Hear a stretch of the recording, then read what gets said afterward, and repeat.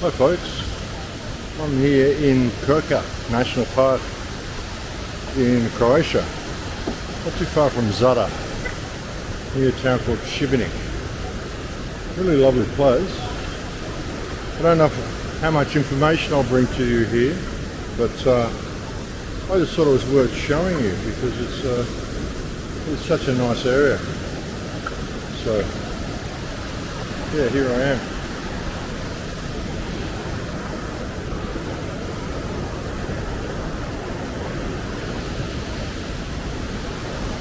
You want to say hello, folks?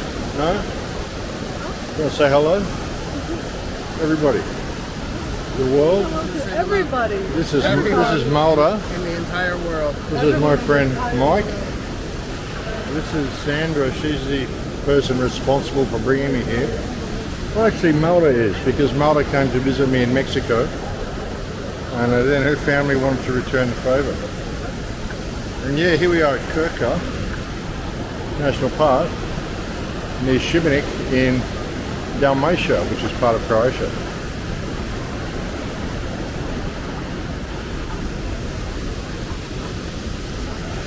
Crazy times in the rest of the world.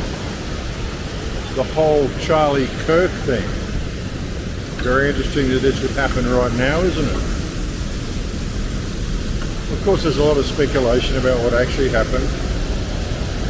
There's the whole "it's fake" crew who say everything's fake. And you know, even in doing all this, I mean, a lot of people just don't know how to examine evidence, and they're very keen to follow the leader in these sort of situations. And even arguing over whether it's real or fake, it makes no difference. It doesn't matter whether it was real or whether it was fake. What matters is how the event is going to be used. This is beautiful down here. What matters is what government is going to do with this event. How it's going to be used, how are they going to use it to take more of our rights away and lock us down more into a police state. And everyone was right on board with it straight away. Donald Trump and Benjamin Netanyahu both tweeted exactly the same time about Charlie Kirk's death. Exactly the same time, 3:02, on the same day, from apparently different parts of the world. Very interesting. And like I said, there's a lot of speculation about all this sort of stuff, but people were so onto it. The first people to actually report it, interestingly, was the Jerusalem Post. So Israel knew about this before even anyone in the US media knew about it, and commented on it before anyone did. I guess maybe that's because they monitor X and social media so much, because the video of the shooting was on social media almost within seconds. And Rabbi Shmuley also chimed in and said how sad it is to see his dear friend Charlie Kirk shot, and that he now fears for his life, and he started a fundraiser for himself. As you do when someone gets shot, folks, you start a fundraiser for yourself. Check this out, this is beautiful. Yeah, this whole place is very lovely, folks. Kirk National Park. Bit of noise from the river, but you know, it's beautiful. All very beautiful, folks. Yeah, I hope you can hear me okay. You probably can't in some of these pieces because the river's so loud. There's a lot of speculation, as I said, with Charlie Kirk's death, and he's the perfect one to assassinate, really, because he's questionable by both the left and the right. He's got enough public attention that a lot of people are going to notice it. You know, he was very supportive of Israel, very critical of the Palestinian cause, totally supporting the genocide that Israel is waging against the Palestinian people for a long time. And then a couple of weeks ago, he started actually criticizing Israel. And he even said that he believes that if he criticises Israel, they might kill him. But he started questioning things anyway. Not really criticism, more like legitimate journalistic questions. You know, what happened on October 7th? He said the place was like a fortress. Why was it left unattended for 6 hours? How did these guys not know this was taking place? So I've been to Israel many times. The whole country's a fortress. When I first heard this story, I still had the same gut instinct that I did initially. I find this very hard to believe. I've been to that Gaza border. You cannot go 10 feet without running into a 19-year-old with an AR-15 or an automatic machine gun that's an IDF soldier, right? The whole country is surveilled. And so let me just kind of go through this. We don't talk about Israeli politics very often, and most Americans don't know this. The last 9 months, Israel was on the brink of civil war. It's not an exaggeration. This judicial stuff, there were hundreds of thousands of Israelis taking to the streets because Bibi Netanyahu was basically redefining the Israeli constitution. That's not an exaggeration, right? He said the judicial branch has too much power. There were protests planned this week against Netanyahu, where they anticipated tens of thousands of people to take to the streets. That's all gone, Patrick. Netanyahu now has an emergency government and a mandate to lead. I'm not willing to go so far that saying that Netanyahu knew or there was intelligence here, but I think some questions need to be asked. Was there a stand down order? Was there a stand down order? 6 hours? I don't believe it. Israel's the size of New Jersey. When I took a helicopter ride from Jerusalem to the Gaza border, it's 45 minutes. Wow. 6 hours. They're live streaming the killing of Jews. Did somebody in the government say stand down? That is a legitimate non-conspiracy question. The whole country is the IDF. The whole country is. Yeah. And you're trying to tell me that they're going to concerts and kibbutzes and schools and by reports 6 hours. Yeah, and like you said, these are legitimate journalistic questions. Recently, he also said that he completely agrees with what Tucker Carlson said, that all anti-white sentiment in the United States is being generated and financed by Jewish sources. Jewish communities have been pushing the exact kind of hatred against whites that they claim to want people to stop using against them. Now, I don't like generalizations. Not every Jewish person believes that. But it is true, the Anti-Defamation League was part and parcel with Black Lives Matter. It is true that some of the largest financiers of left-wing anti-white causes have been Jewish Americans. They went all in on woke, and it wasn't just ADL. It was some of the top Jewish organizations in the country that have done that. In fact, we have seen this with the recent retreat of Jewish donations that are no longer going to be administered to colleges, right? Mark Rowan, Leon Kopperman. Can we get that full list? It's very powerful. The part of the, so that's totally true. And by the way, Tucker Carlson reinforces this. So I'm going to it was quite a day on the internet. Tucker Carlson was interviewing Candace Owens. We have Candace Owens coming up next hour.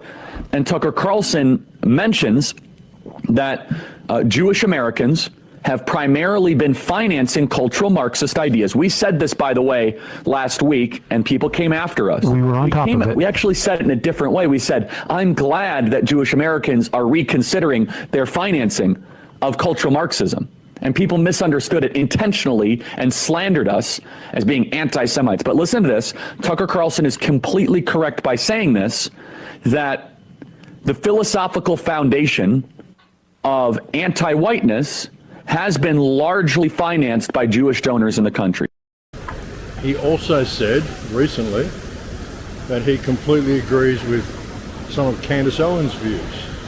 And Candace has been pretty extreme in her discussions about Israel over the last, well, couple of years. And so that's kind of interesting. I believe Bibi Netanyahu also invited him to come to Israel, but he declined the invitation, and then suddenly we see him shot in the jugular while people are recording, of course. And damn good shot, folks. I mean, from where the shooter was positioned, which was on a roof like 2 buildings away, where Charlie Kirk was, got him in the jugular, and pretty decent amount of blood pouring out, and it doesn't look fake. Yeah, like I said, it doesn't look fake, but you know, who knows, it could be. And there's been a lot of speculation about that. There's been a few oddities picked up in the video. The problem is, like, people look at these things and they look at them with confirmation bias. Once they see some sort of an oddity, they go, it's fake, and then they want it to be fake from that point, and they stop processing information properly because they don't want it to affect with their foregone opinion, their confirmation bias. So looking at this whole thing, I mean, there's some videos circulating saying, oh look, Charlie's ring shifts from his ring finger down to his pinky finger. As his head bounces back, this is what happens. And you look at the video, and that is actually what happened.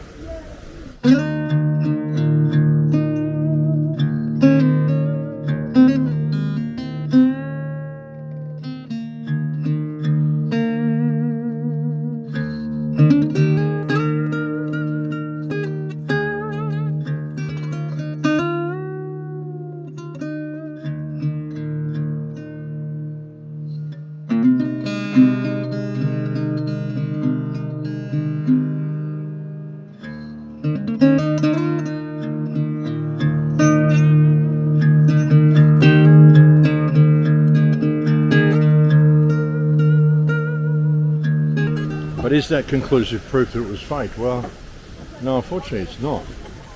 Because Charlie was known to have one of those hinged rings that magicians use. They use this sort of stuff to do tricks when the ring slips between different fingers. And you can see him playing with it quite often. It was almost like a nervous thing that he did to keep himself calm while he was doing videos and talking. He used to clip and unclip this ring all the time.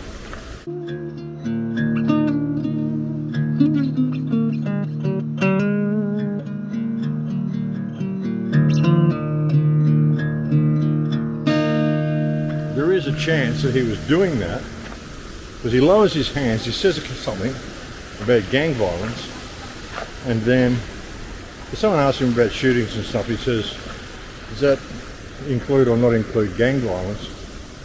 And he lowered his hands, and he could have been messing around with that ring because he often used to do it, and then he gets shot, and then the hand goes up and the ring shifts between his ring finger and his pinky.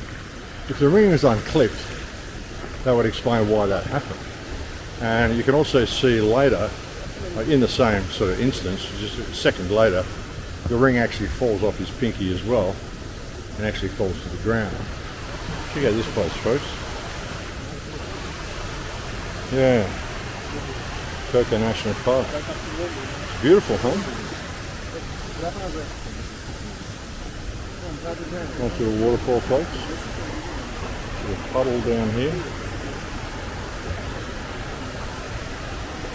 Really nice. Monero and family.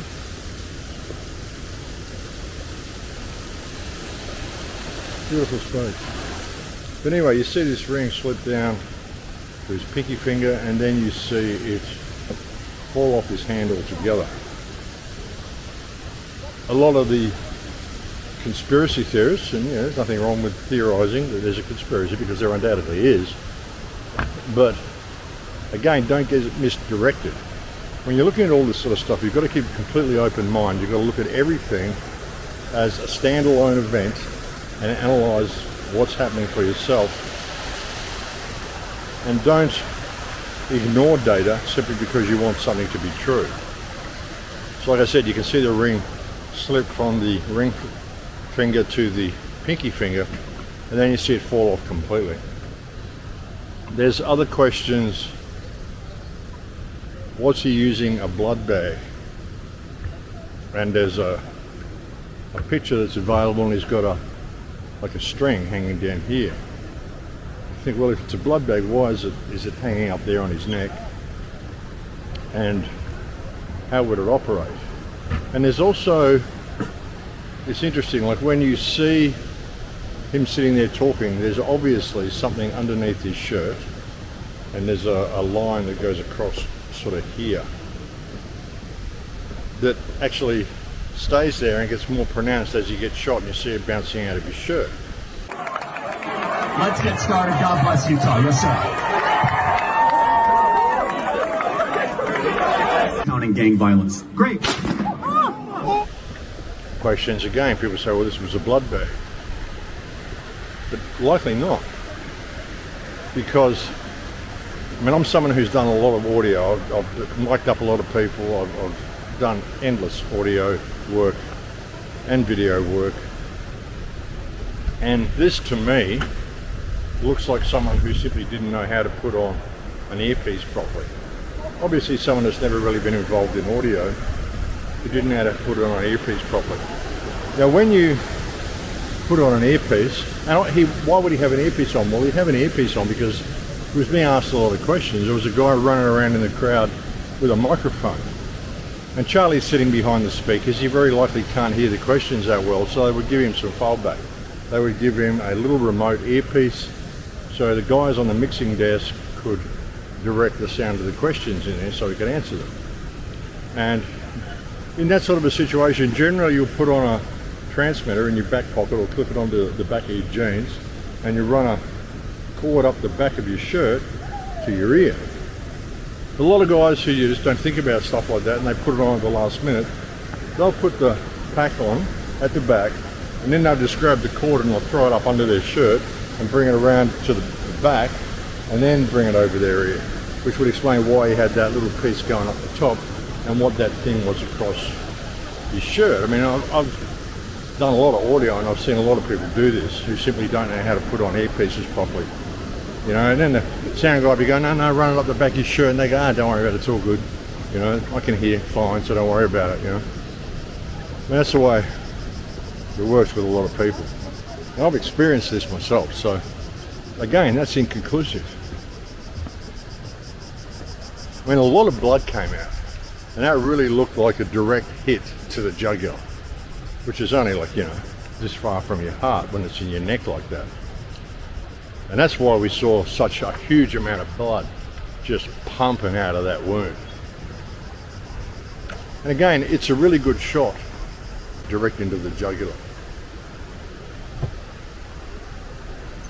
Now,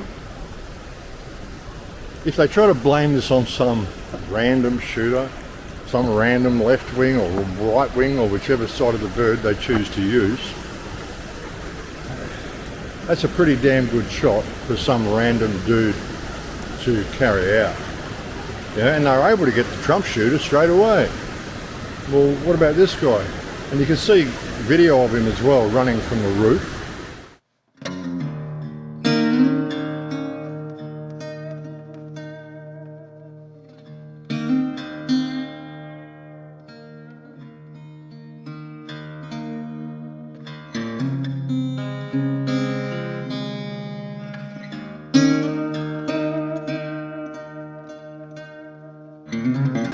Yeah, so there's a lot of evidence to say this was a real event.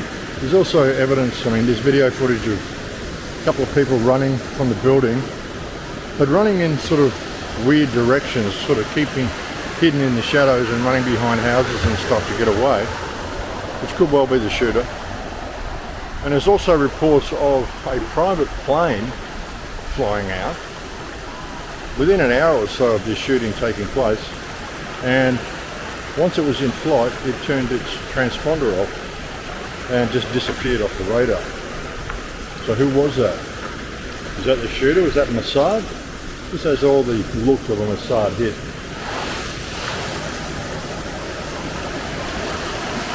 There's also another guy, there was an old guy who actually they arrested, and he confessed to the shooting, said he did it, and as they were dragging him away, he's yelling out, "Shoot me, shoot me." Shoot me! Shoot me! Was that you? We don't know if it's him or not.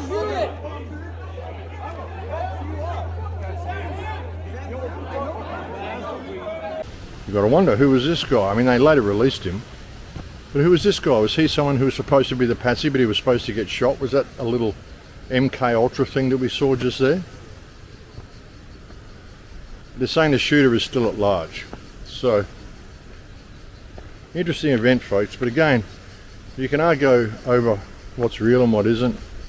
And all you're doing is tying yourself up and distracting yourself in details that you can never prove either way. It's like asking what happened with the ring. Well, knowing it was a hinged ring, that's probably what happened. Asking what that little cord was coming down from his neck. Asking what that cord was going across inside his shirt. There are rational explanations for that, or it could be that the whole thing was fake. But the problem is, it doesn't matter which way you go. It doesn't matter what you think about it. It doesn't matter what you say and which version you choose to believe.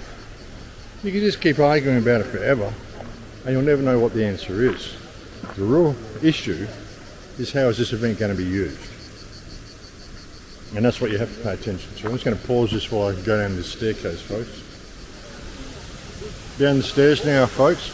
This here is the base of a 400-year-old mulberry tree, which is kind of interesting, huh? 400. Very, very old rootstock there. Looks very ancient. 400-year-old mulberry tree, and the tree's still good. I mean, it's still got fruit on it, still branches on it. Amazing. Really amazing place, folks. Plidvisse. No, it's not Plidvisse, it's Kirk National Park. This is beautiful, isn't it?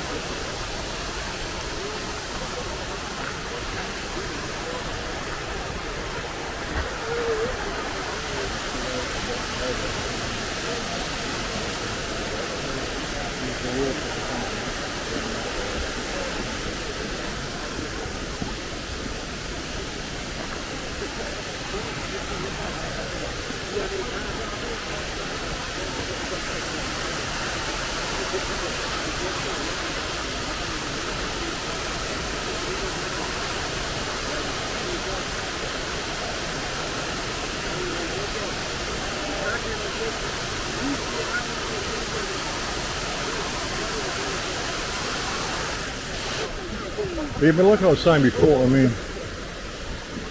when you look at all this, Charlie Kirk is a perfect person to set this up. And you find plenty of photos of him standing around with the president, and plenty of photos of him standing with JFK, and even with both of them. You know, on regular speaking terms with people like Benjamin Netanyahu. And then suddenly what happens when he starts to just criticize Israel a little bit, we see this shooting. So with respect to, you and I speculated about this at the Turning Point event, whether the possibility of Jeffrey Epstein possibly being a Mossad agent or asset or affiliated with, that's been turned around on me too, to you must be anti-Semitic.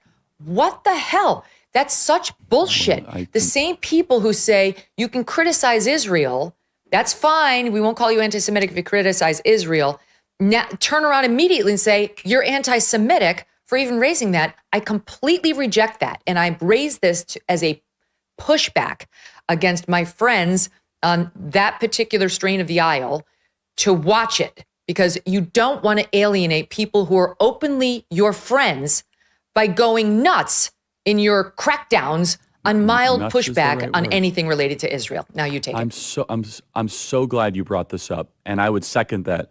Megan, I think I have a bulletproof resume showing my defense of Israel, both on campus, on social media, to great, you know, let's just say mockery and scorn at times, where because I believe it, right? I believe in the scriptural land rights given to Israel. I believe in fulfillment of prophecy. And again, I'm not a theologian, but I'm a Christian. My life was changed in Israel. The spiritual energy is so amazing there. I want them to win. I've said that repeatedly.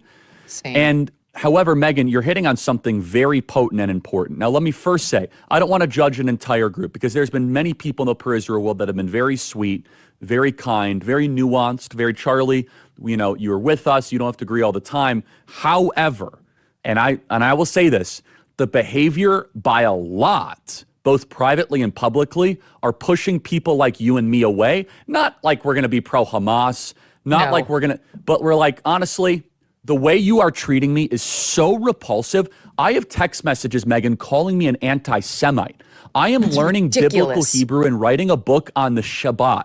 I honor the Shabbat, literally the Jewish Sabbath. I visit Israel and fight for it. And there's another article out in the Times of Israel today. I could read it on air. I was just reading before I got on. Charlie, what are you doing? Like, why are you, what am I doing? I'm sorry. Like, let's just take a step back here. Like, I'm an American citizen. Yes, I want Israel to win. Yes, I'm a Christian. But like, some of the mess, and you've seen how I've been treated, Megan, by some, not all, by some. No, it's very irritating. It's been almost so as unfair. They were coming after you after a turning point for, among other things, that you had Dave Smith there. Dave Smith is allowed to criticize Israel. You had both sides. The Israeli side was overrepresented. Though.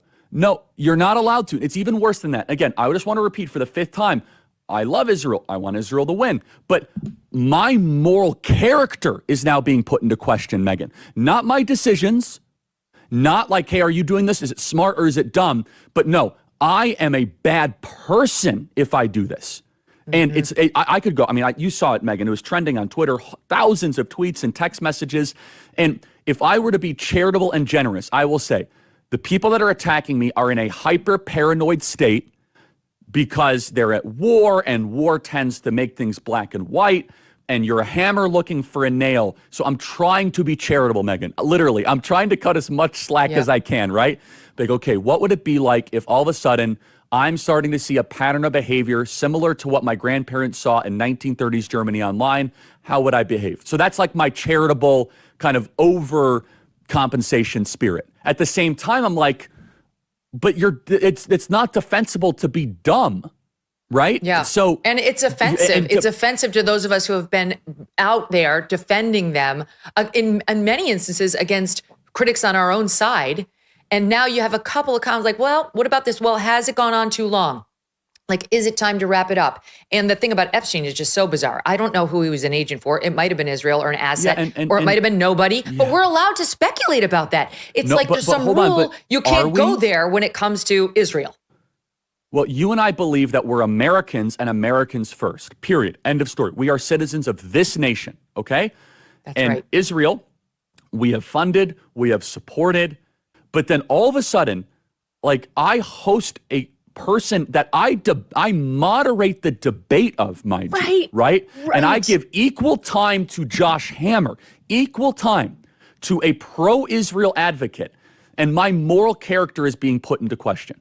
And so I think it's a hyper paranoid, like, we're just going to try to, we're going to just stamp out everything type of practice. But it goes to the point where, if, for example, if I have less ability sometimes online to criticize the Israeli government without backlash than actual Israelis do. And that's really, really weird, isn't it, Megan? That's not right. But yeah, once he starts criticizing Israel even a little bit, they take him out. And then you got, like I said, Rabbi Shmuley saying, you need to support my fundraiser because I feel threatened because someone who wasn't me got shot. Unbelievable. Andrew Tate, of course, now saying he's next. Crazy folks, but all very predictable and all very much part of the same play. Of course it is. All these things that happen are designed to happen. And this hit has what looks like Mossad fingerprints all over it. It really looks like a Mossad operation. So yeah, that's something to consider as well. Have a look at this little area here. Beautiful.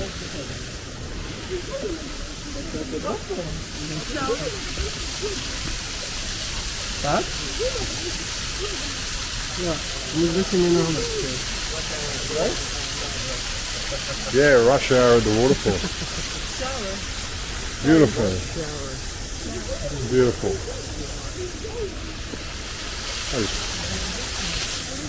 Let's pause it here for a moment, folks, while we get out of this loud area.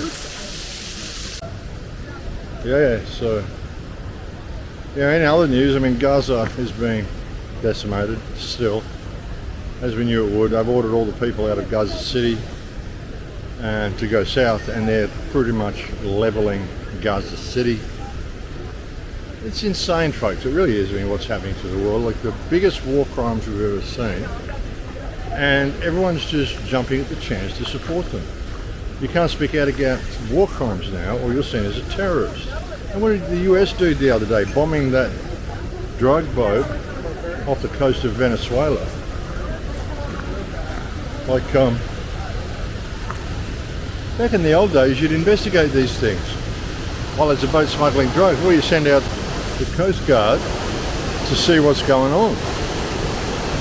You search the boat, you arrest the people, you take the haul back to show what a great job you're doing, and you push the system. But no, what's Trump doing? Trump just hits them with a missile and blows them up.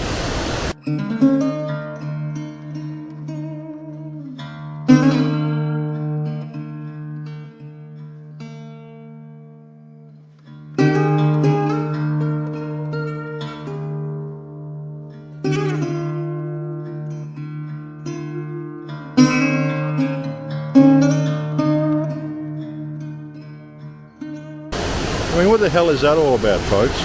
And the thing is, Israel has set the standard for this. What they've been doing in Gaza, what they're doing in Yemen, what they did in Syria, what they did in Lebanon.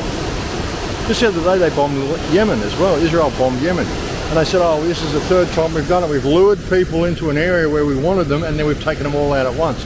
What they don't tell you is that the people they lured into an area and took them all out at once, this was Hamas and Yemenis and people from Doha that were met together to discuss how to accept or whether to accept the Israeli ceasefire proposals. Israel doesn't let them have a meeting to discuss it. As soon as they're all joined together, Israel bombs this residential building where they're having a meeting. It says, oh, we took out all the leadership. No, you took out the delegation that was supposed to be talking to you about a ceasefire. And you wonder why there's never any ceasefire. Such a criminal state, folks, and Trump is supporting it. And now they're doing the same thing with boats that are coming off the shore from Venezuela. How do we know it was carrying drugs or anything? What, can we see the drugs, please? Oh, we can't, because you sank them. Unprovoked, unannounced, in an act of war against another country. It's incredible, folks. Absolutely incredible. And the leader of Venezuela, I think, also had something to say about it. Me dijeron exactamente lo que hay que hacer con el diablo, con los símbolos diabólicos que maneja Elon Musk. Miren su perfil y los símbolos diabólicos que tiene en su pecho. Son sectas satánicas del poder estadounidense que han articulado sectas como la de Milei, o en Venezuela sectas satánicas como el fascismo que ha atacado al país.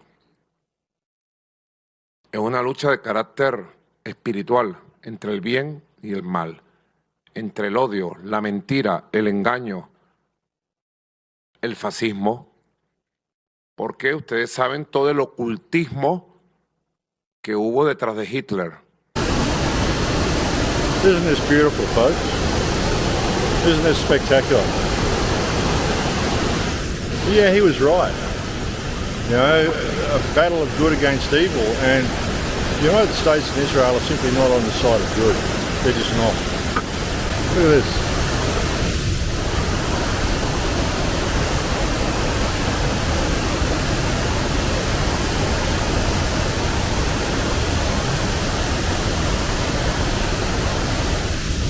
But anyway, look, I'm going to leave it here for now for a little while, and I'll come back to you a little bit later when we get to somewhere that isn't quite as noisy. I mean, it's very beautiful, but I'm sure it's also very noisy, so I'll be back with you soon. Oh, look at that, folks. Swans.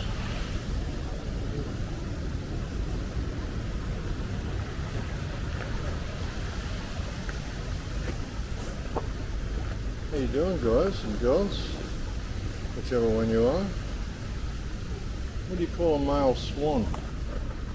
I have no idea. Maybe a swan drake. I don't know. What do you call a male swan? Do you know? A what? A labu.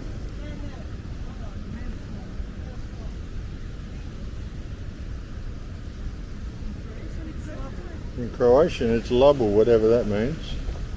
Yeah, swans. Cool, huh? Fresh corner. Yeah, there's no one in there. No one in there. It's that fresh that no one's actually grown inside yet.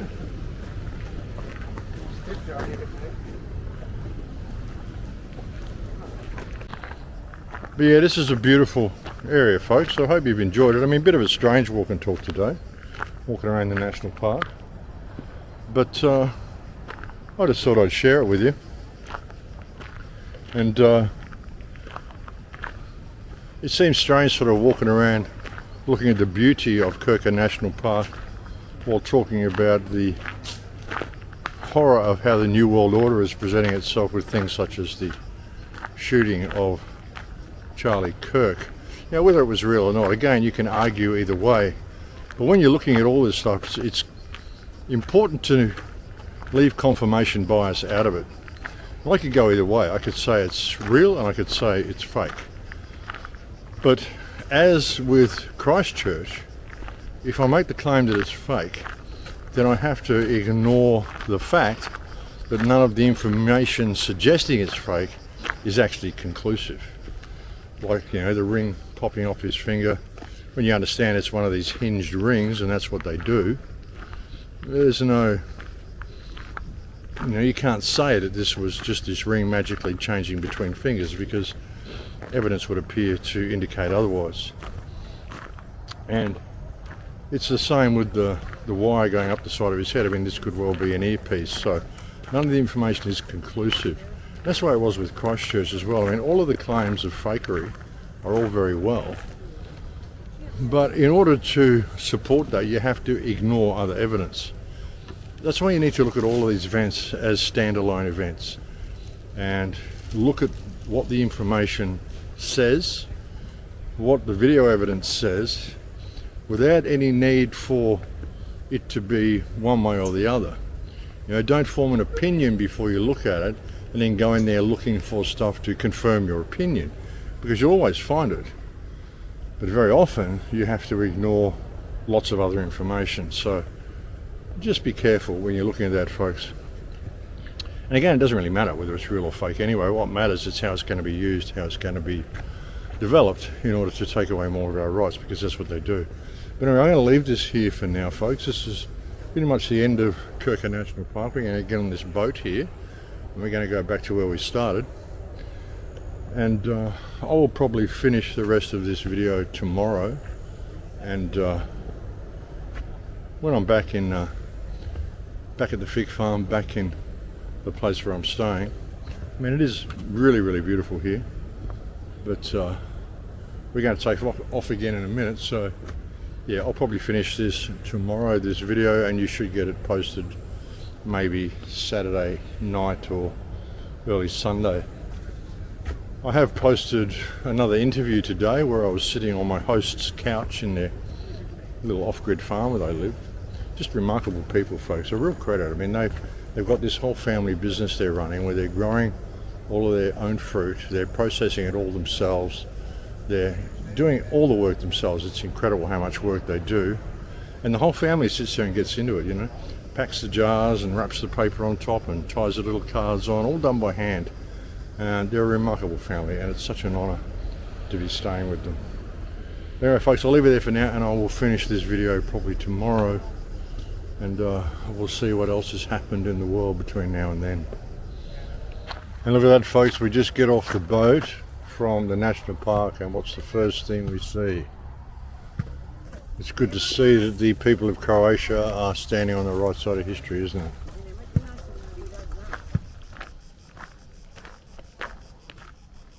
Hi folks, back at the fig farm. It's now September 14th. And there's been a lot more developments in this whole Charlie Kirk thing. It was interesting the other day, like 2 days ago, when I'm talking about this, the fact that I'm walking around Kirk, or Kirka National Park, talking about the murder of Charlie Kirk. Interesting stuff, but they've caught someone now that they claim is the shooter. What's his name? Tyler Robinson. Looks like a down-home, ordinary American kid, white, transgender boyfriend or something like that. Don't know whether that has much to do with it, but the question is this really the shooter? I mean, there's just so many questions still around this case. And it's psyoped people in so many ways. People are still arguing over whether it was real and all this sort of stuff, claiming there were blood bags and stuff. They're asking what that was underneath his shirt and all that sort of stuff. And I explained to you the other day on the first part of this video that was audio equipment. It was going around to an earpiece, and you could see he had a lapel mic clipped on the front. There would have been an earpiece attached to that going around to his, probably his left ear, which would explain why he ran the cord under the front of his shirt and not the back of his shirt, because he had a lapel mic. I didn't quite notice that the other day. It's been very difficult to sort of look into all this. I didn't have much time the other day. It's kind of happened just before, and I had friends over and all sorts of stuff, so I didn't have much of a chance to look into it. But it looks like it's a legitimate shooting, folks. The question is this the real shooter that they've got? And if it is the real shooter, then why did he do it? I mean, is this some sort of an MK Ultra thing? And what was that plane doing, leaving within an hour of the shooting and then turning its transponder off, private plane, which turns out belongs to some Chabad Lubavitch Jew? Interesting stuff. Israel's really playing this as well, saying what a great friend of Israel he was, and this is a threat to free speech and blah, blah, blah, and really trying to whip up the division, which is what all this is about. It's about division. It's about new legislation. Like I said, arguing over whether it's real or fake is irrelevant. What matters is how it's going to affect our societies. What sort of an effect is this going to have on people's perception?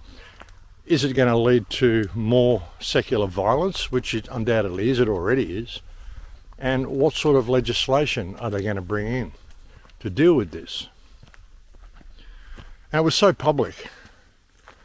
Like, and I don't know, I haven't listened to a lot of Charlie Kirk. I mean, a couple of little bits, but not a lot, because as far as I knew, he was totally pro-Israel. And I never really cared for him. I just didn't pay much attention to him. Interestingly, he went on the Ben Shapiro show, I think 48 hours before he was shot, and was criticizing Israel on the Ben Shapiro show. And have a look at Ben Shapiro's reaction. Have a look at his face when Charlie begins to question Israel. And one thing a friend said to me, interestingly, which is, okay, Charlie, we've pushed back against the media on COVID, on lockdowns, on Ukraine, on the border, so like, maybe we should also ask a question. Is the media totally presenting the truth when it comes to Israel? Just a question, that maybe we shouldn't believe everything the media says, because I know I've been conditioned to ask a lot more critical questions over the last couple of years. So, Ben, some people would accuse Israel of wanting to ethnically cleanse. Yeah, that kind of speaks volumes. And then within 48 hours of that interview, Charlie Kirk is dead. And then Ben Shapiro announces that he's going to pick up Charlie Kirk's bloody mic and continue the mission to reclaim America. He's going to take over the organization that Charlie Kirk was running called Turning Point USA. Like I said, I don't know much about this. I know he was lecturing to college campuses and stuff. But this has all the hallmarks of a Mossad hit. I mean, if this was just a random shooter that just decided to go and kill him because he didn't like what he was saying about LGBTQ or however many letters it is, then it's pretty random and it's pretty coincidental that it would happen right now, as Charlie Kirk was beginning to criticize Israel and wake up to what Israel is doing, wake up to what the Israeli lobby is doing to the United States government. Charlie Kirk began coming under pressure from his own base. I would say, I actually forgot which year it was, but it was like 3 or 4 years ago. And it was called the Groyper Wars. And Charlie Kirk would do these TPUSA tours around the country, and young men would file in, and they would, you get to question Charlie Kirk and debate him. And they hit him from an angle he never expected. They were from this organization called the Groypers, which sort of follows Nick Fuentes. They're anti-Israel. They're kind of anti-Jewish. Some people call them white nationalists, whatever you want to call them. They're very anti-Israel, and they believe they're the true voice of America first because the U.S. government has fallen under the control of this malign foreign power in Israel. And so they would confront Charlie Kirk with a history of, for example, the USS Liberty, the U.S. naval ship that was deliberately struck by the Israeli military in the 1967 war in order to cripple that boat because it was a surveillance boat. It was listening to Israeli communications. And they killed scores of sailors. And they would confront Charlie Kirk with the difference between Israeli interests and American interests while holding up a cross. And Charlie Kirk would just shut down the conversation because he knew that if he would give an inch to them, it would threaten the relationship with his donors and TPUSA would collapse. Now, after October 7th, the pressure was just too extreme. The whole grassroots of the conservative movement, everyone under 35, started to question the U.S.-Israel relationship because they wanted to be America first. And they saw Netanyahu just leading Trump around by the balls. They saw Miriam Adelson, this Israeli intelligence asset billionaire, just calling shots inside the White House. And a lot of them are pro-life and were horrified by the slaughter of babies that they saw in Gaza. So the bottom dropped out of right-wing youth support for Israel to the point where now only about 25% of Republicans under 35 support Israel over Palestine. So Charlie Kirk has to answer to his own grassroots base. And you can hear he's starting to make some noises. He's talking about October 7th possibly being an inside job. Israel let it happen in order to carry out long-term political goals. He starts to question whether Jeffrey Epstein was an Israeli Mossad agent at a time when the Epstein files were becoming an uncomfortable issue for Trump. And it all blew out into the open at TPUSA's July Youth Summit in, I believe it was Tampa, Florida. Yeah. Might have been Tallahassee. Yeah, Tucker gave the speech. Right. So Tucker gave a speech. I mean, that was the seminal moment, but it wasn't just Tucker. Megyn Kelly had started questioning Israel, and she's on stage calling Jeffrey Epstein a Mossad agent with Charlie. Comic Dave Smith, who, like myself, is a Jewish anti-Zionist, but he more comes from kind of the libertarian world. So he was welcomed on stage to debate a Zionist propagandist who works for Newsweek, Joshua Hammer. No, that's not something you want, especially at this point, if you are like a pro-Israel enforcer. And Dave Smith was openly talking about the slaughter of children in Gaza, and the crowd was cheering in this cathartic way. Then Tucker comes out, says, you should have your citizenship yanked if you fight for a foreign army. All right. Hundreds and hundreds, thousands of American Jewish youth go to Israel and fight for their army instead of our own. So that's a direct blow to not just the Israel lobby, but like the whole concept of Jewish communal life as it's understood by its leadership. Then Tucker calls out Bill Ackman, who's one of the biggest Netanyahu money men inside the US, who's pulling strings at Harvard, getting their funding pulled unless they crack down on Palestine activism. And he questions Bill Ackman. He calls him a scam artist and said, how did he make $9 billion? Like, where did it come from? I mean, and Bill Ackman, the next day, he couldn't really answer the question. He published like a 5,000 word meltdown Twitter post trying to defend his financial investments. It was just bonkers. I'd never seen anything like it. And it was all Charlie Kirk's fault for giving basically the people what they wanted.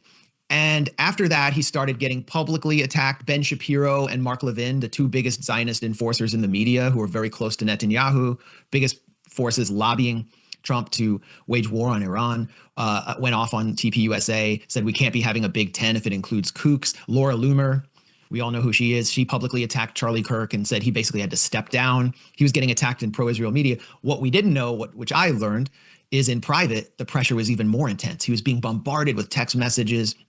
And at some point, Netanyahu personally called him and offered to basically fund his organization to new levels that he never even imagined, which meant, Zionist Israeli takeover, complete like recapture of TPUSA, an organization they basically helped create. And Charlie Kirk turned him down.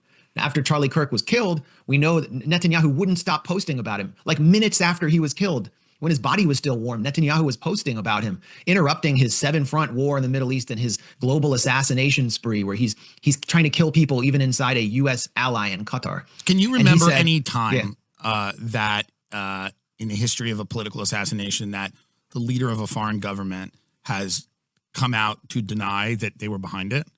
I mean, never seen anything like that. Right. I mean, it was, so Netanyahu has to ultimately deny that Israel was involved in an interview on Newsmax with Greta Van Susteren. Newsmax is another like institution that Israel controls.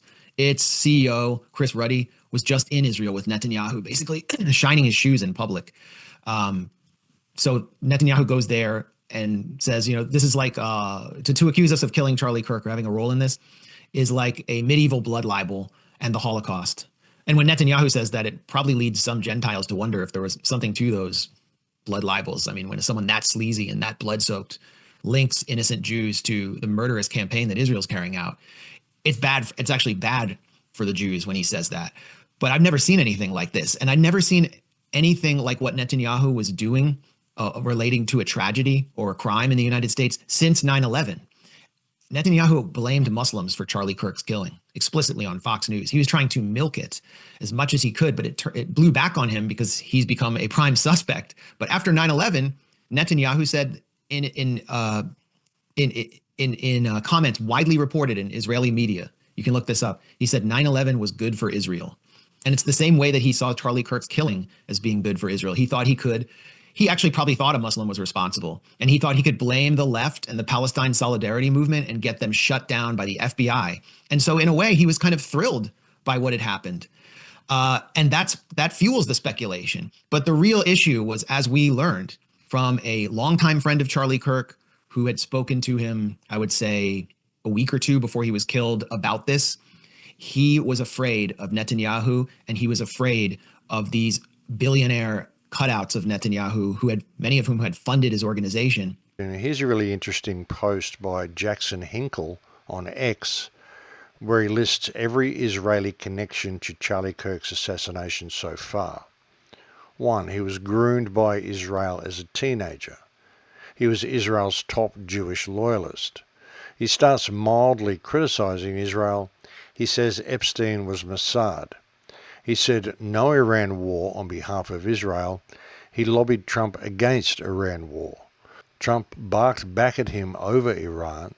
He said Israel had full control of Trump. He referred to Netanyahu as a bully. He feared Israel would kill him. Harrison Smith posts about Kirk's fear. Netanyahu requests Charlie visit Israel. Netanyahu offers TPUSA huge funding. He refuses Netanyahu's funding offer. He became disgusted with Netanyahu. He let anti-Zionists speak at his events. Zionist media starts attacking him. Zionist donors threaten to defund TPUSA. Zionist donors demand Kirk ban Tucker. Donors cut him off and launch attacks. Loomer says Kirk backstabbed Trump. Zio FBI director fires chief of Utah FBI. He has an anti-Israel interview with Shapiro. Shapiro attacks Kirk on Mark 11. He has combative meeting with Israeli rabbi. Before 9/10, unusual people visited Shooter. The visitors had out-of-state license plates. The visitors did not give off a good vibe. Charlie shot in jugular from 200 yards away. Unidentified man runs in crowd with pistol. Police arrest Patsy claiming to be Shooter. Patsy yells, "Shoot me," during arrest. 9/11 propaganda video surfaces of Patsy. Actual Shooter flees without a trace. Netanyahu tweets within minutes. Israeli media first to confirm Charlie's death. Private jet takes off 12 minutes away. Private jet disables location monitor. Jet is owned by Chabad Lubavitch donor. Netanyahu posts about Charlie's Israel trip. FBI says foreign intel assisting investigation. FBI claims they have photos of Shooter. FBI claims Shooter wore tactical gear. Assembled gun found in wooded area. No photos exist of Shooter with the gun. No photos exist of Shooter in tactical gear. Zionists go on social media blitz about Kirk. Netanyahu goes on media blitz about Kirk. Netanyahu says Islamists behind shooting. Netanyahu says Israel didn't kill Kirk. Netanyahu reads Kirk's pro-Israel letter. Candace says the letter was faked. Candace calls on Netanyahu to publish letter. Tucker says Charlie was at war with Israel. Cernovich says Kirk was at war with donors. Grey Zone drops article with Trump Insider. Insider confirms Kirk's war with Israel. Insider confirms Trump's fearful of Israel. Insider confirms Mossad spying on Trump. Trump insiders don't buy official FBI story. Trump insiders say outside forces killed Kirk. But I'm sure it was just some random liberal kid.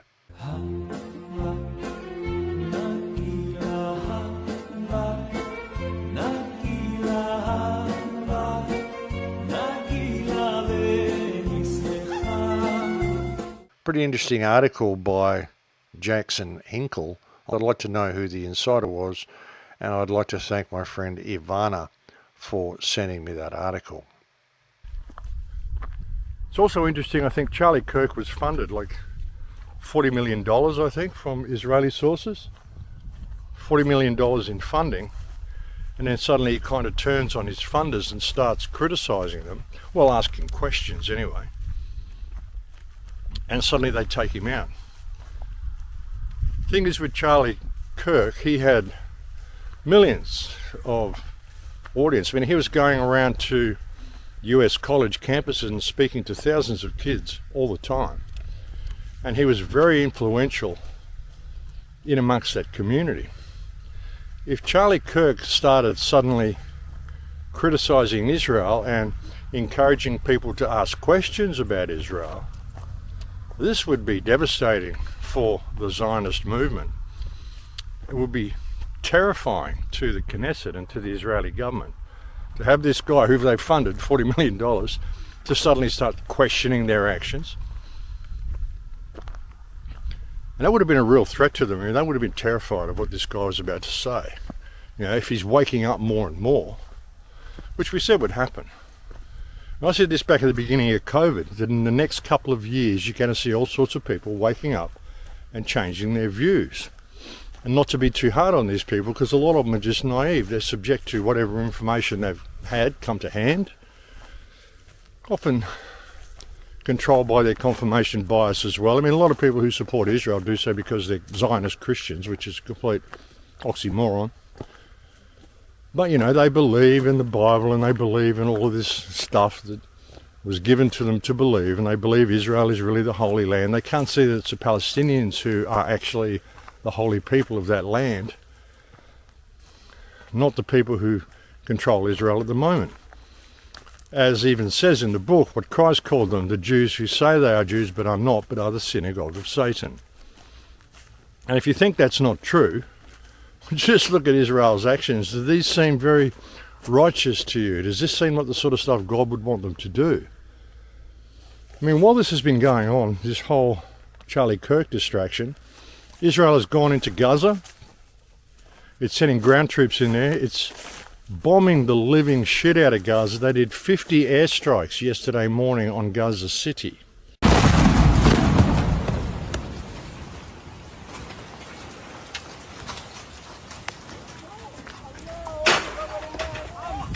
الله يا الله يا الله شباب شباب.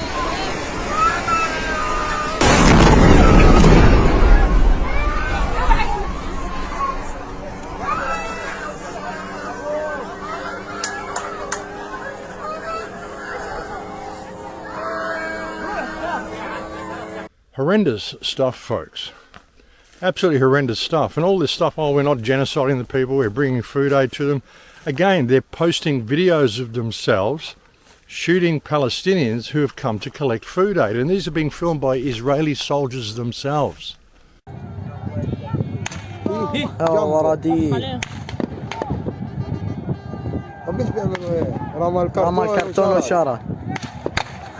ورقي راس على المطرح على المطرح قتلوا هاي التين ها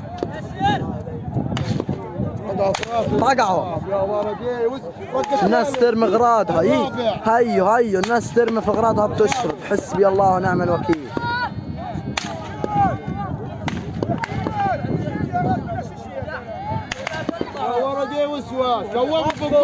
فوق بعض كومهم حسبي الله.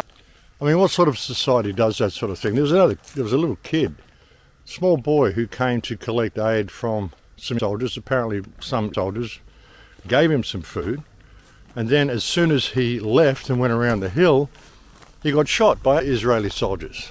Look at this boy. And when he got there, he thanked us for the remnants and the small crumbs that he got. And he sets them down on the ground, because I was kneeling at this point, and he sets his food down and he places his hands on my face, on the side of my face, on my cheeks, these frail, skeleton, emaciated hands, dirty. And he puts them on my face and he kissed me. He kissed me and he said, thank you, in English. Thank you. And he collected his items and he walked back to the group.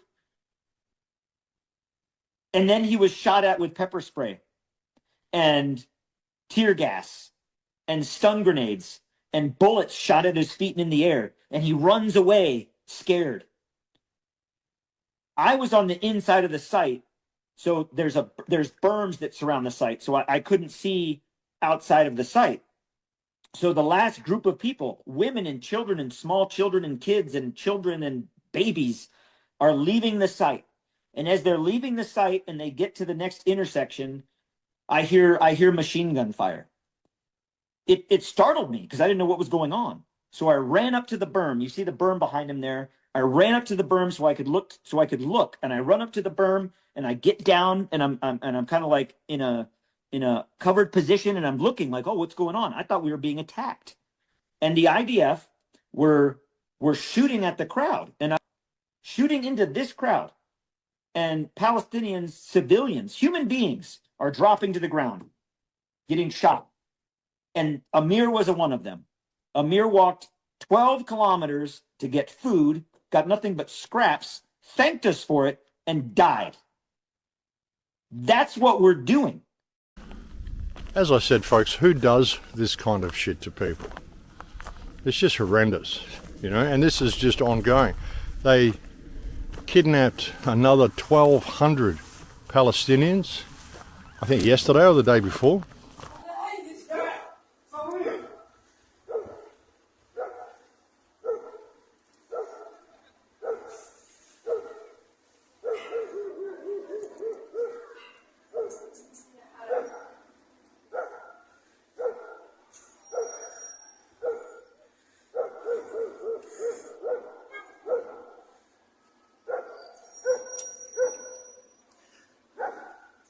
While everyone's distracted with this Charlie Kirk thing, they're just going hell for leather. 1,200 Palestinians they just arrested and took off to prison so they can be raped and tortured the way they do. They're shooting people, collecting aid. It's just horrendous, folks. The death toll now by official sources is around 680,000 Palestinians that have been killed. And that's by official sources. I would suggest the number is actually a lot higher than that. But hey, I've been saying that for a while as well. And all of this sort of stuff is going on, and they're really, really pushing the world to be as polarized as possible. That's what a lot of this is about, folks. A lot of the stuff they do is to just keep people polarized, keep people distracted, while they're rolling out all the stuff they want to roll out. You know, the smart grid and all this stuff that's rolling out. In the UK, they've just brought in a law, I think it came in on September 12th, where you've got to have ID. Take ID to go shopping into a supermarket. If you don't have ID, they won't let you into the supermarket. UK, no ID, no groceries. From September 12th, a shocking new supermarket rule comes into force. Without a government-issued photo ID, you will not be allowed to enter any supermarket in the UK, even for basic essentials like bread or milk. Officials claim it's to stop shoplifting and fraud, but critics say it will destroy daily life for millions. This means teenagers, pensioners without passports, and anyone who's simply forgotten their wallet could be turned away at the door. Supermarkets will have staff at entrances checking IDs, and shoppers say this feels like airport-style security just to buy food. Campaigners warn it's the start of a two-tier shopping system that could permanently change the way Britain shops and eats. And here's the worst part. Fail the ID check once and you could be banned from that store for a month. Many are now asking, is this really about safety, or is it the beginning of a stricter control system, quietly reshaping how ordinary people live, move, shop, budget and survive in Britain today? Yeah, that sounds great, doesn't it? And all the stuff Trump's doing as well. Trump's going hard while all this is going on as well.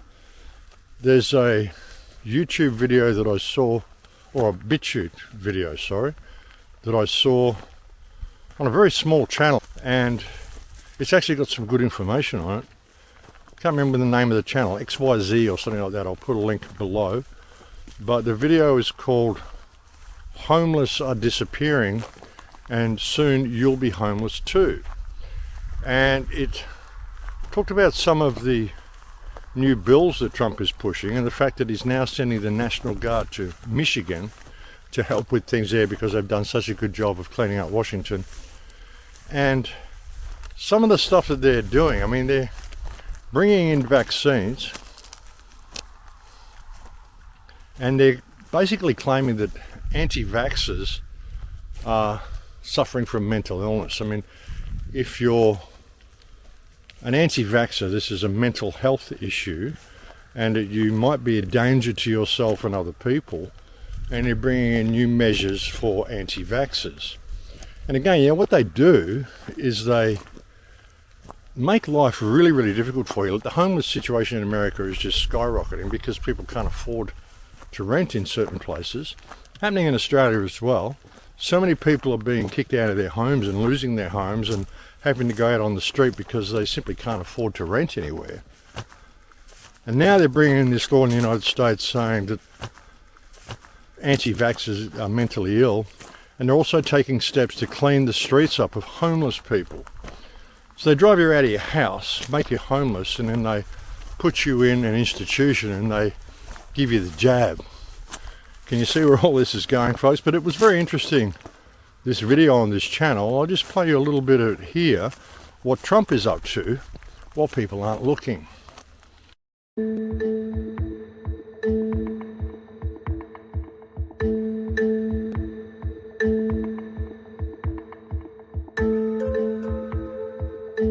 We're going to Memphis.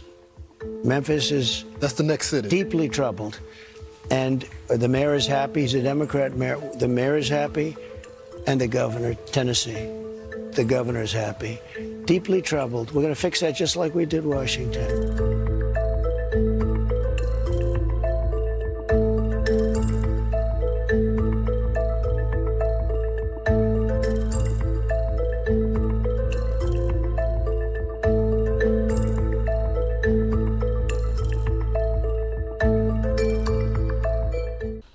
Yeah, that's a really good video, folks. It's a good little channel. Look who's come to see me. Look at this. Hello. I don't have any food for you, but I'll give you a pat. How you doing? You don't really know me though, do you?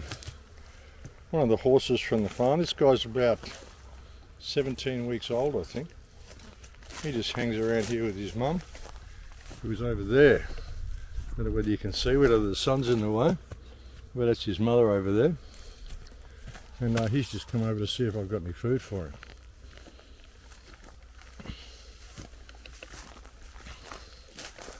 But yeah, it's a good little channel, and I suggest you check out that video. It's about 44 minutes long, the whole thing. It's got a lot of just read aloud stuff, you know, just AI reading the web page for you.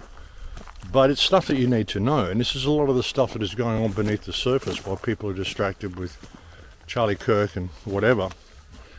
They're rolling out all of this stuff, you know, the full smart grid, claiming that anti-vaxxers are suffering from mental illness, removing homeless people, and sending the National Guard to places where they deem there's a problem. So that's something that people need to pay attention to as well. I mean, plus Trump is just fully Zionist. And on the very same day that Charlie Kirk was shot, the Senate also blocked the release of the Epstein files, folks. So it's really important to pay attention to what is going on around you while you are distracted. But it's going to be interesting to see where this whole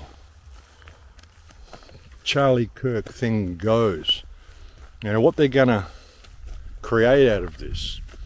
And it was the same typical bullshit stuff. Apparently he had slogans engraved into his ammunition, into his shell casings.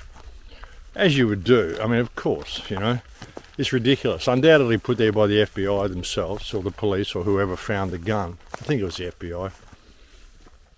But who's going to engrave their bullet casings? I mean, you inject these things. I mean, it's ridiculous. But interestingly, you know, there was no manifesto or anything like that sort of stuff. I just wonder whether it's just an MK Ultra thing.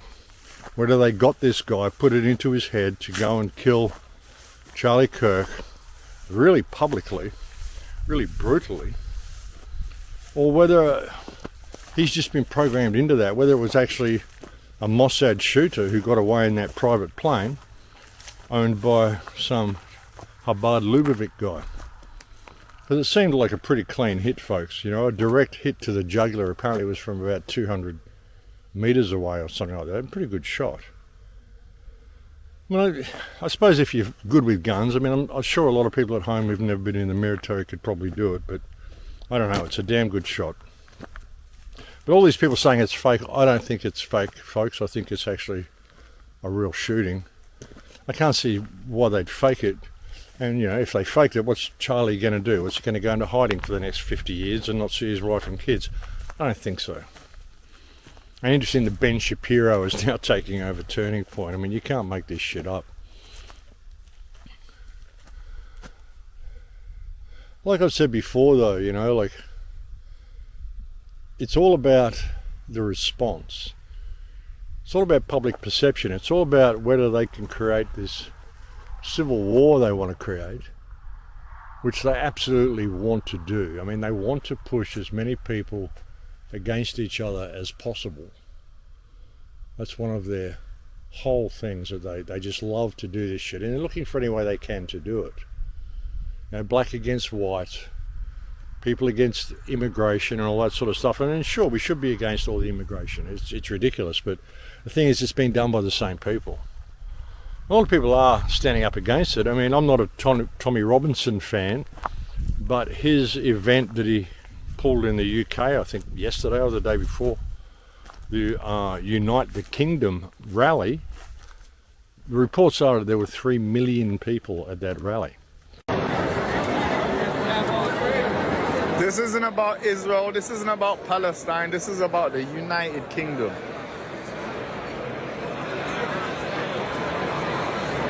Come on! Come on!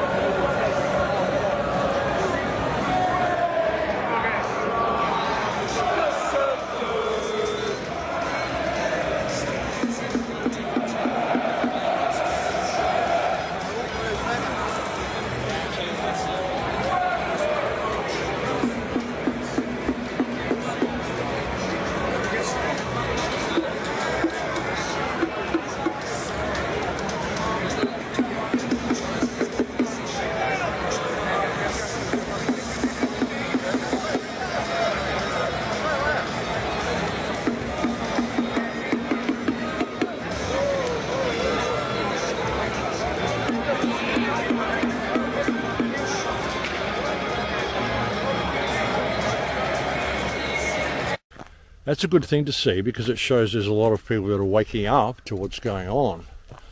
But it's also kind of dangerous, because all of these 3 million people, I mean, if they follow Tommy Robinson, there's a lot of good stuff he says, but he's a total Zionist supporter. He's supporting the genocide of Palestine. You know, they were tearing up Antifa flags and Black Lives Matter flags and all that sort of stuff, but they're also tearing up Palestinian flags at the same time. And Israel's playing this for all it's worth, like I said, and claiming Charlie was a dear friend of Israel when he was actually waking up and noticing what Israel's really doing. They're even putting murals up in Tel Aviv to celebrate Charlie's life and show respect for him. This right there behind me is a mural in honor of Charlie Kirk. This could be the first mural in his honor in the world, and it's here in Israel. This is how much he meant to us, because he was a champion of the Judeo-Christian alliance. He was a staunch friend of Israel, and we will never forget those that stand for the truth. So we honor his memory, and from here we vow to stand together for the truth, because we are under attack, not just in Israel, but globally. The truth is under attack. Let's stand together and let Charlie Kirk's legacy live on.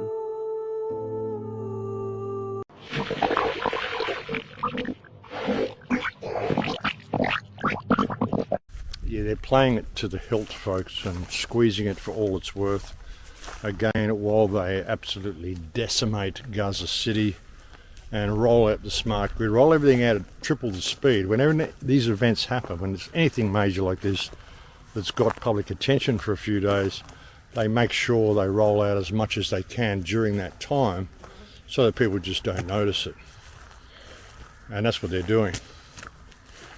And like I said, this is all a projection of us. This is all due to our tolerance of wrong behaviour that all this has happened. I mean, I've said this so many times, with all of the problems that we've got and all the people we can blame for these problems, and there's a lot of people who do a lot of bad stuff, but ultimately it's our tolerance of wrong behaviour that creates it all. And that's the reality we project. I've said for many years that I can find more evidence of this world being a hologram than anything else. Being round or flat or concave or hollow or whatever. And I've looked into all of them, folks. I've got stuff back in my house in Australia, or back in my shed that I used to live in, stuff on the bookshelf there that I got from libraries and stuff, searching computers and things back in 1994, before we even had Windows on most computers. Back when it was just like an old 32 system, or Windows 32 or something. Like it was, I can't remember what it was, but it was a lot more primitive than what we've got now. And I've got like readouts and stuff that I printed out on flat Earth, on hollow Earth, on concave Earth, on all sorts of stuff, trying to figure out what this place is. And I resigned myself to the fact that I can find more evidence of this being a hologram than anything else a long time ago. Not that I'm completely convinced of that. I'm totally open to whatever it is. But not everything in this world is as it seems. I saw a video just this morning, actually, of two pilots driving down the road, and there's a military plane. Looks like it's coming into land, but it's just stationary in the sky.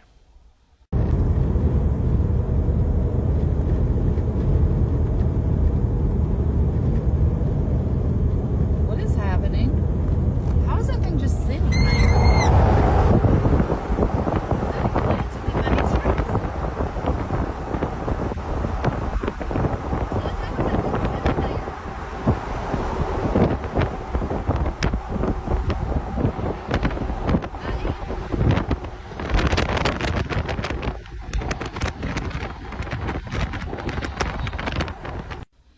What would cause that?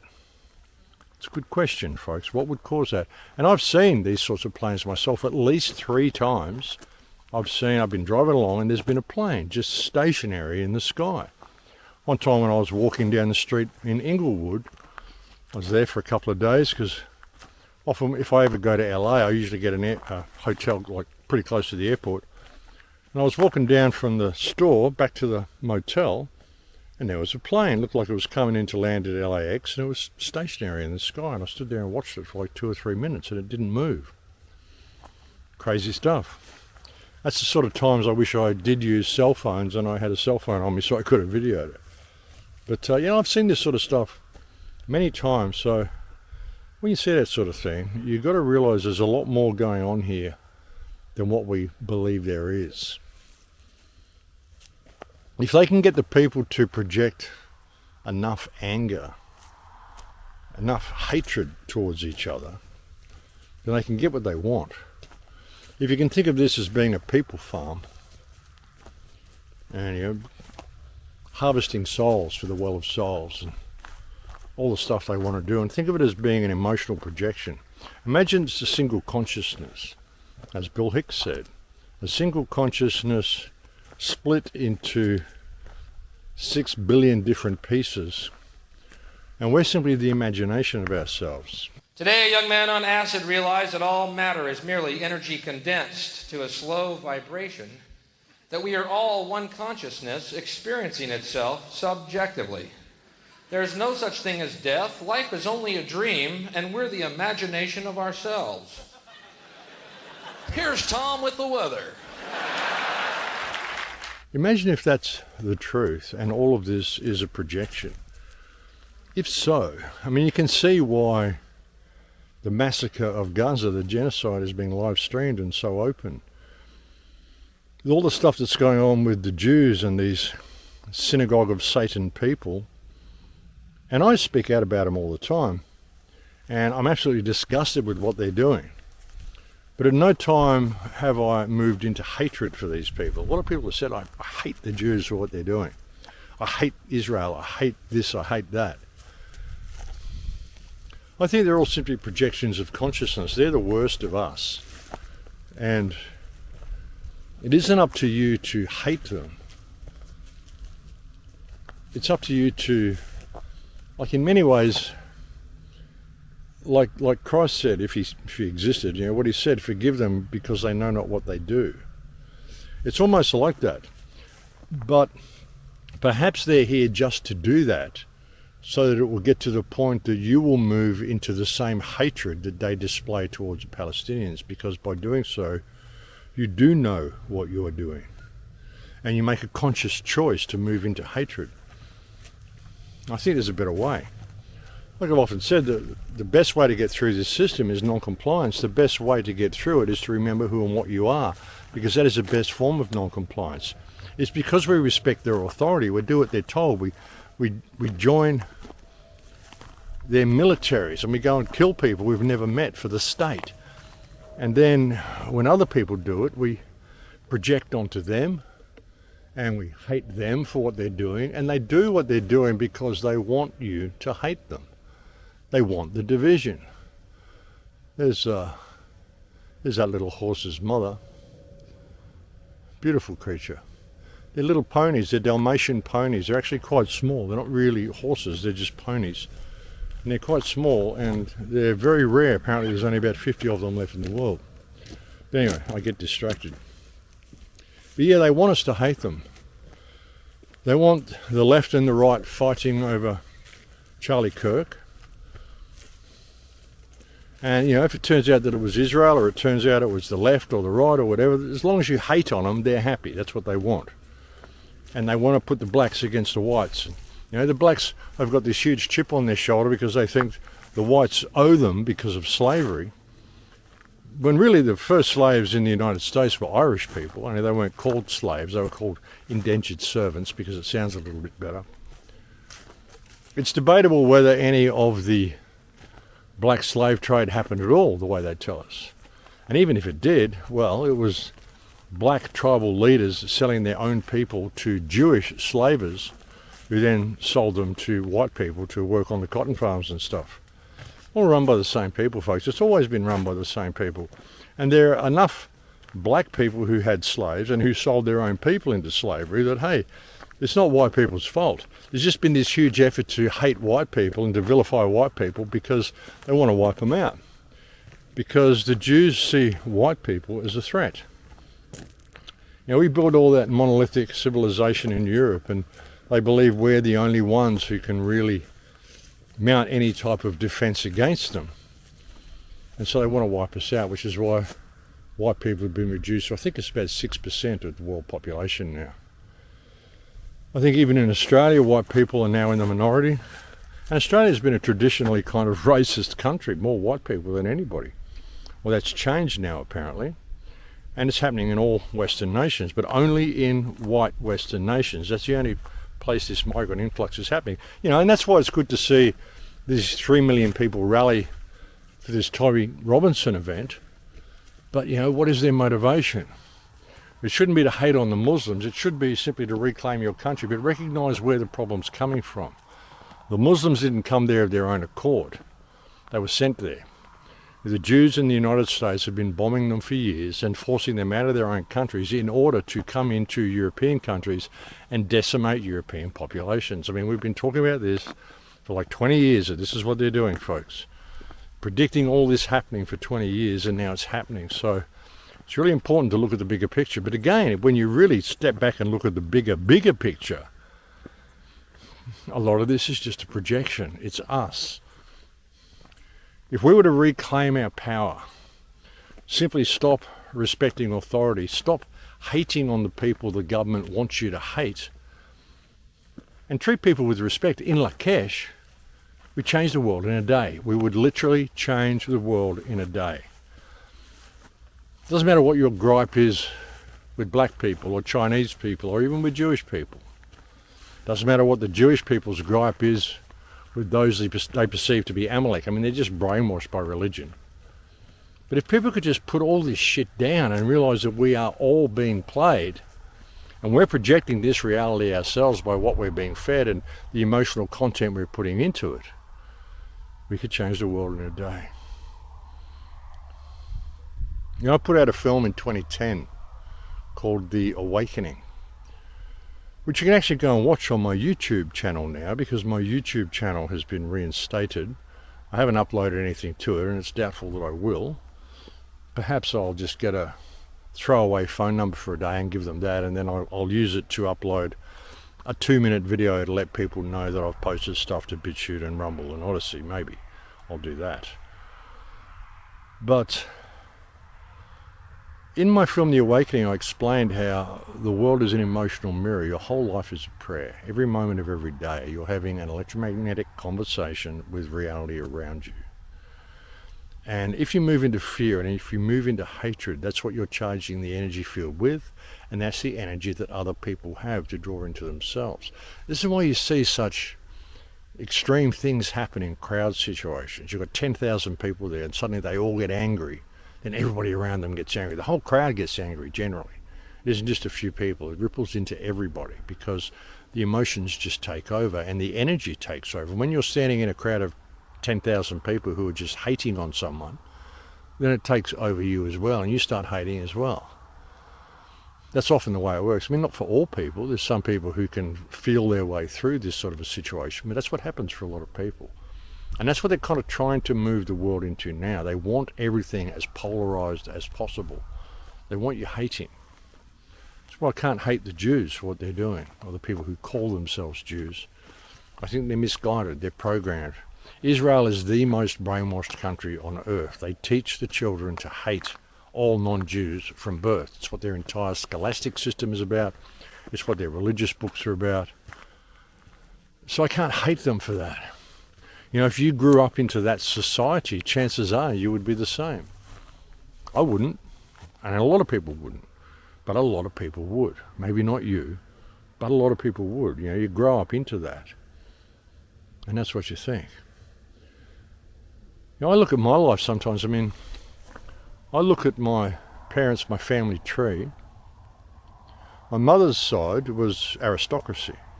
She died a very poor peasant woman, poorest house in the street, single mother. My father's side, well, he came out on the prison ships. His ancestors came out on the prison ships and they were part of the prison colony of Australia. But on my mother's side, it's actually direct descendants from Scottish royalty. And I'm actually a direct descendant of Scottish royalty. And when my great-grandfather or great-great-grandfather or whoever it was came out on the fleet, I think he was on the first fleet to Australia, he gambled away all the deeds to, it was something like 5 castles in Scotland, a bunch of islands, and I believe a city block in London. You know, like billions and billions of dollars worth of real estate and castles and, you know, a city block in London. You imagine what that is worth, you know? And I think about that sometimes, and I think, if he had not gambled away all of the deeds, and I was actually part of Scottish aristocracy, how different would I be to what I am now? If I'd grown up into that world, how different would I be now? I'm a Scorpio. I can be pretty narcissistic at times, well, I could be when I was younger. I mean, you try to get over this sort of stuff, all these character flaws that you have when you're younger. But I was pretty indulgent. I had an addictive personality. And I managed to get through that. I mean, the way I got through all of that stuff is I kind of crashed to rock bottom. Ended up in a homeless shelter. And kind of clawed my way back up from there and became the person I am now. And I look back at my life, with all the terrible stuff that happened through my childhood and just crazy stuff that happened in my life. A lot of it really bad, really uncomfortable. I look at that and I cherish it now because all of those experiences made me who I am. I can empathize with almost anybody because I've been in that situation myself most of the time. But if I'd grown up into Scottish aristocracy and ended up being the owner of islands and castles and a city block in London and all that sort of stuff, what sort of person would I be? When I reached that crossroads when I was younger, would I have gone in the wrong direction? I often ask that question. I mean, I like to think that I wouldn't have. I like to think that I would still be the person I am today. But I can't help but question it because it's a different lifestyle. It's a completely different lifestyle. And the lifestyle that people grow up in Israel, like I said, these are the most brainwashed people on earth, literally brainwashed from birth by religion, by supremacist ideology, by, you know, education on how to hate other people and how you should kill them and blah, blah, blah. Even school kids there saying, you know, how do you feel when you see a Palestinian? Well, I want to kill him, you know. כשאני אומרת לכם ירושלים, מה עובר לכם בראש? מה זה ירושלים? בית המקדש. כותל. מה עוד? מי מאמין שבית המקדש ייבנה בשנים הקרובות? מה יש שם עכשיו על בית המקדש? אז מה יקרה עם המסגד? יישבר? אם מכם פגש בשנה האחרונה ילד ערבי? איפה פגשת ילד ערבי? ליד הכותל. ודיברת איתו? לא, הוא דחף אותי, אבל לא הלך. ומה קורה כשאתם רואים ילד ערבי? מה אתם מרגישים? רגשות זעם. זעם? מה קורה כשאתם פוגשים ילד חילוני? למה אתה מרחם עליו כשהוא לא נולד חרדי? מה הוא מפסיד? הוא לא הולך בדרך כלל. כשאתם חושבים על ירושלים בעוד 10 שנים. כולם חרדים? לא כולם ערבים, חלק חרדים. כולם יהודים, ויש גם ערבים שהם עובדים. תהיה משיח, הבנתי, כן, מה אתה אומר? שמלחמה כל הערבים ימותו, וחלק מהם יהיו עבדים. This is the sort of stuff that they teach their children. So when I look at that, I mean, I find it very difficult to hate them. I despise what they're doing. I think it's the most evil country on earth. I think the IDF is a brutal, sadistic gang of cowards, rapists and terrorists, probably the most evil people on the face of earth. But I'm still not going to give them the satisfaction of hating them. Because I think that's why they do a lot of what they do. Because if you hate them, it makes you rebel against them, fight back against them physically, which gives them the excuse that they need to kill you. That's why they brutalise the Palestinians so much, and they brutalise them so much, folks. They've been doing it for years, like torturing them, settlers going onto land and just throwing people off their land.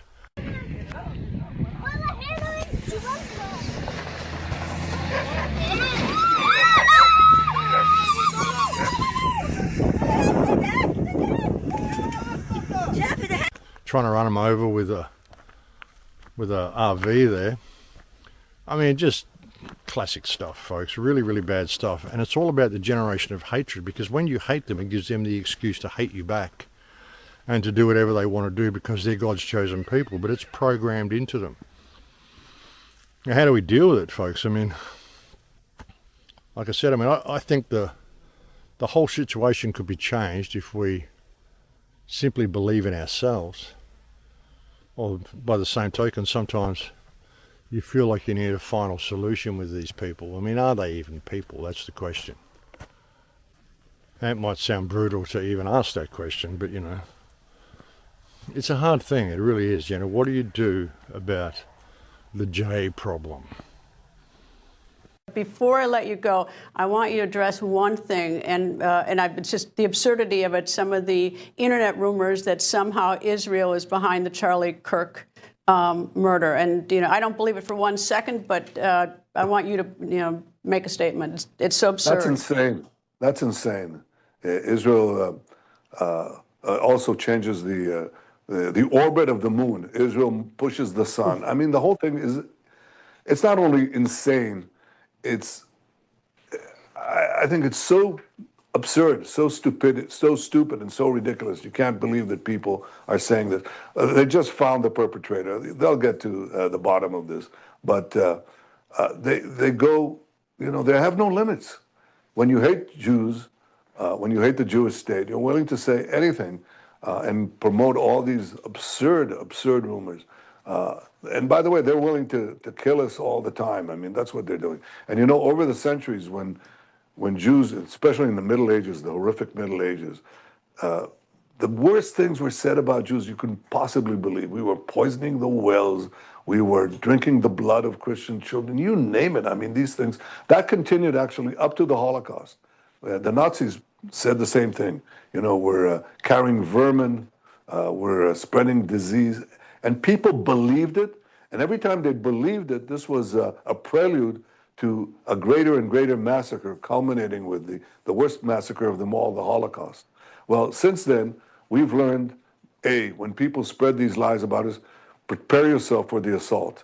And, you know, they're trying to delegitimize the state of Israel. Charlie Kirk said to me that, he wrote me this detailed letter, you have to fight the slander. These untruths, these vilifications have consequences. And he was right. But I'll tell you one thing, we're fighting on the battlefield against the terrorists and winning. And he was fighting on the battlefield of ideas. And I think he was winning. He was going to win. That's why they shot him. I hope they don't silence him. I don't think people will give in to these ridiculous, ridiculous lies.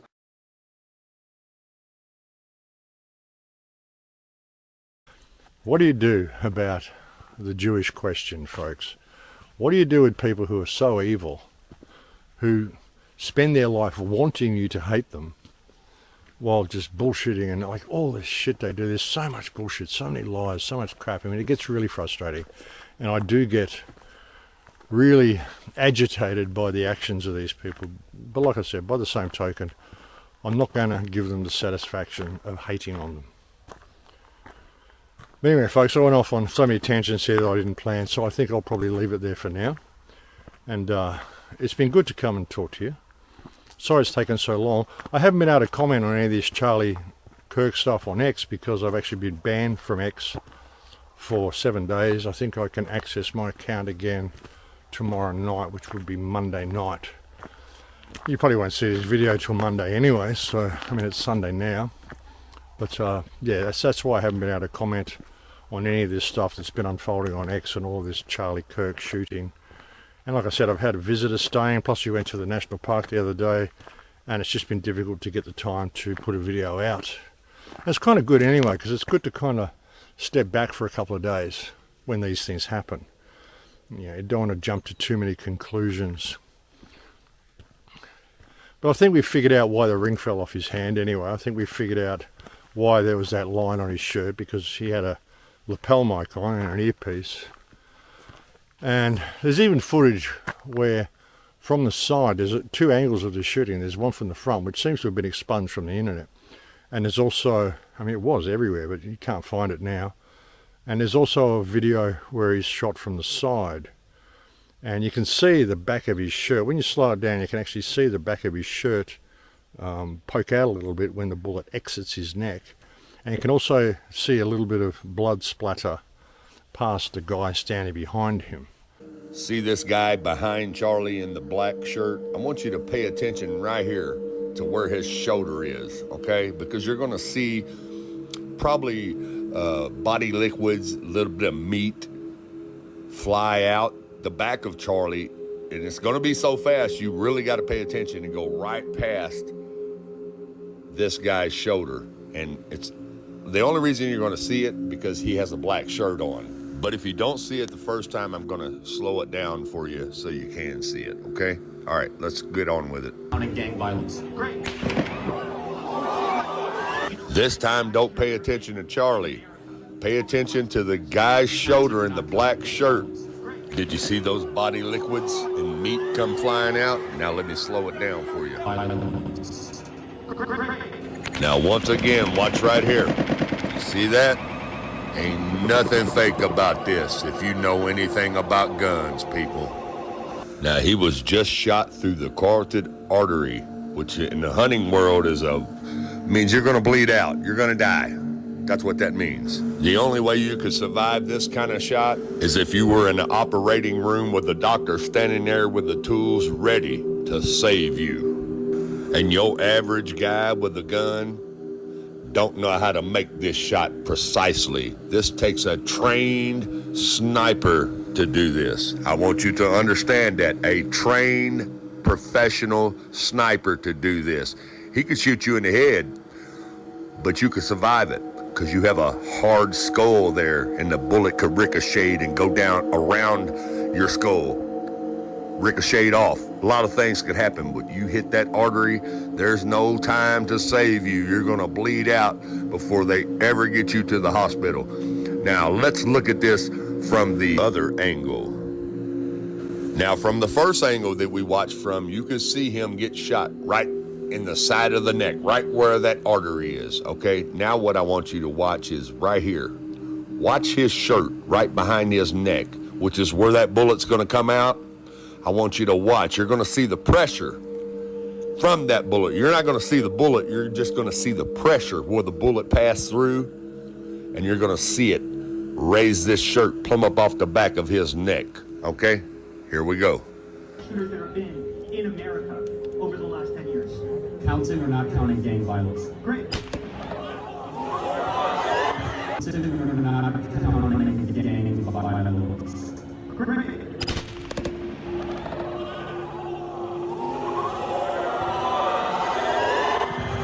A lot of people claim this guy was giving hand signals and things. I mean, I don't know, possibly, but I can't see the need to give hand signals. But if you're going to shoot someone, you don't need someone giving you a tap on the cap and a hand signal of when to do it. You're just going to do it when you want to do it. You've got him there in your sights and you're just going to shoot. So, and also, I mean, the guy who's said to be giving hand signals is pretty well standing directly behind Charlie. I mean, that isn't the place you'd want to stand if you knew that the person in front of you was about to get shot. So, you know, it's a debatable question. But like I said, I mean, even arguing about all this stuff, it doesn't matter, folks. It's irrelevant as to whether it was real or whether it was fake. What is relevant is how it's going to be used to shift public perception, how it's going to be used to shift public legislation. You know, how's it going to affect us on the ground? What sort of rights are we going to lose? Are we going to see the National Guard touring around everywhere? I mean, you know, where's it going? How are they going to use it? All of these events are staged for a purpose. And it seems like it is staged because it's too coincidental for them to take this guy out just as he started criticising Israel. I mean, like I said, even if it was some random shooter guy, there's a chance that it's MK Ultra anyway. So, yeah. But hey, I'm open. But like I said, you know, it's not even worth debating the reality or the non-reality. What you need to do is pay attention to matters of state, pay attention to what's going on beneath the surface, what's happening in other areas while you're not looking. Like I said, with what's going on in Gaza and all this sort of stuff. I mean, Israel is just playing this for all it's worth, which also lends one to question what is really going on here. Anyway, folks, I'll leave it there for now. Thank you for joining on this report. Thank you to all the people who send me so many kind emails. Thank you to anybody who's ever made a contribution to the website. I really, really appreciate it. Again, there's a link below if you want to try MasterPeace and see how that goes. There's also a link to the Tesla machine if you want to try one of them. If you use my coupon Igan, you'll get a discount on both of those items. And so, yeah, take advantage of that. But I'll look forward to speaking to you again soon, folks. Please take very good care until then. And, you know, be careful what you believe. Just look at things objectively and try not to really believe anything. Wait till it gets to the point where you know it. If you adopt belief systems halfway through investigations, well, you often miss crucial evidence and you get led in the wrong direction. As I've often said, belief is the enemy of knowledge, so just pay attention to that. Anyway, folks, I look forward to speaking to you again soon. Hopefully it won't be too long. Please take very good care until then. In Lakesh. In the heart of the dust where the olive trees weep, a story of courage, a promise to keep. The whispers of children, a song on the breeze, a prayer for the morning, for a moment of ease. The rubble-strewn streets, a canvas of grey, but the spirit of Palestine will not fade away. From the camps of Rafah to Jenin's strong stand, we see your resilience, we're holding in your hand. We are here for Gaza, our world standing tall. We are here for Palestine, we'll answer your call. From the mountains we shout it, from the shores of the sea, for the land and its people, for the right to be free. We are here for Gaza, our voices will rise, a symphony of hope underneath weary skies. We are here for Palestine, with every beat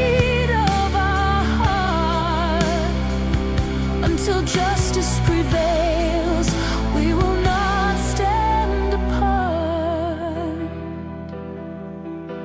The headlines may flicker, the world looks away, but the truth of your struggle is brighter than day. The fisherman's prayer on a sea turned to red, the baker who shares his last portion of bread, the medic who races through alleys of fear, wiping away a lone terrified tear.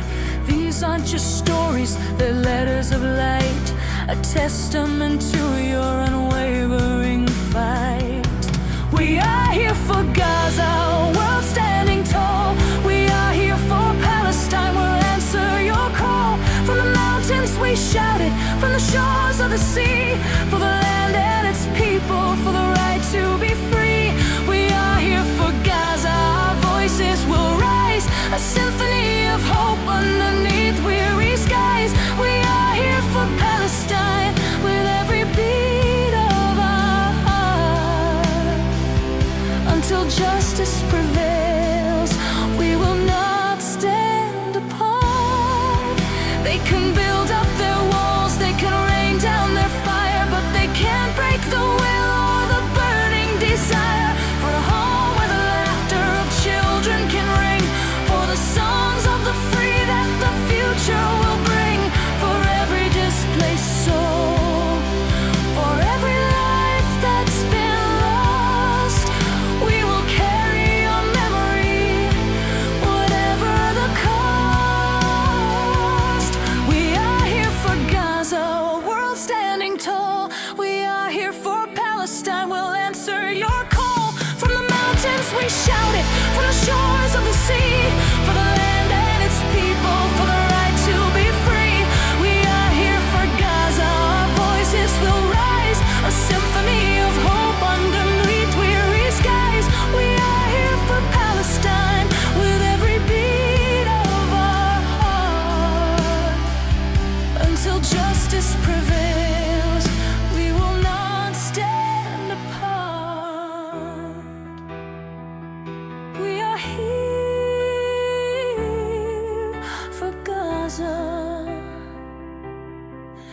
We are here for Palestine.